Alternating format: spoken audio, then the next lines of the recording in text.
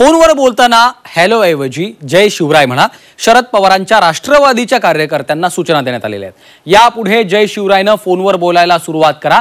सांगलीमध्ये शशिकांत शिंदे यांनी कार्यकर्त्यांना कानमंत्र दिलाय। सांगलीमधून अंमलबजावणी सुरू करण्याचं आवाहन देखील करण्यात आलेलं आहे। राष्ट्रवादी शरदचंद्र पवार पक्षानं कार्यकर्त्यांसाठी नवा कानमंत्र दिलाय। यापुढे फोनवर पहिला शब्द जय शिवराय उच्चारण्याचा उपक्रम जाहीर केलाय। प्रदेशाध्यक्षांचा आदेश असल्याचं माजी मंत्री शशिकांत शिंदे यांनी स्पष्ट केलेलं आहे। ते सांगलीतल्या राष्ट्रवादी शरदचंद्र पवार पक्षाच्या कार्यकर्त्यांच्या मेळाव्यात बोलत होते।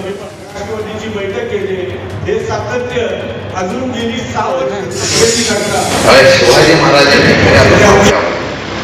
त्यांच्या विचाराचे आपण पहिले पायी आहोत। माझी विनंती आहे की आता कोणालाही फोन झाला, त्या माझ्या भगिनी असतील, आपल्या कार्यकर्त्यांनी पहिला फोन आला किंवा फोन लागला तरी पहिला जय शिवराय करायचा। सांगलीतून झालेला जय शिवराय महाराष्ट्राच्या विदर्भापर्यंत पोहोचवण्याची जबाबदारी आजपासून सुरू करायची।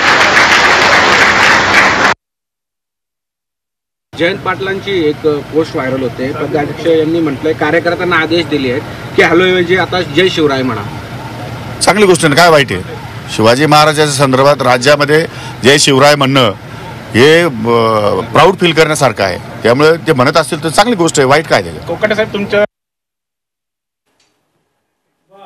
राम राम, जय भीम, जय जगत असे अनेक आपल्या परंपरेतील शब्द आहेत आणि ही एकमेकांना अभिवादन करण्याची पद्धत आहे। राम राम करणाऱ्या समाजाला जय श्रीराम पर्यंत भाजपने जरी नेऊन ठेवलं असलं तरी मूळ आपली संस्कृती ही शिवरायांची आहे आणि यांचा जय जर म्हटला जात असेल तर त्यामध्ये चुकीचं काही नाही, निश्चित स्वागतार्ह बाब आहे।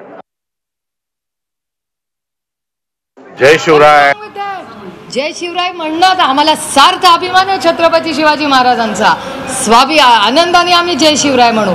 जय शिवराय म्हणजे गुड इकॉनॉमिक्स, म्हणजे समानता। That is the larger message. जय शिवराय म्हणजे केवढी मोठी गोष्ट आहे या देशामध्ये। जय शिवराय म्हणणं म्हणजे इट्स फॉर जस्टिस। सगळ्या चांगल्या गोष्टी आहेत, ज्या चुकीच्या गोष्टी होत आहेत त्याला ठीक करण्यासाठी जयंतराव म्हणले जय शिवराय। कारण का जय शिवराय तुम्ही विचार करून बघा, केवढा मोठा नेता राजा होऊन गेला।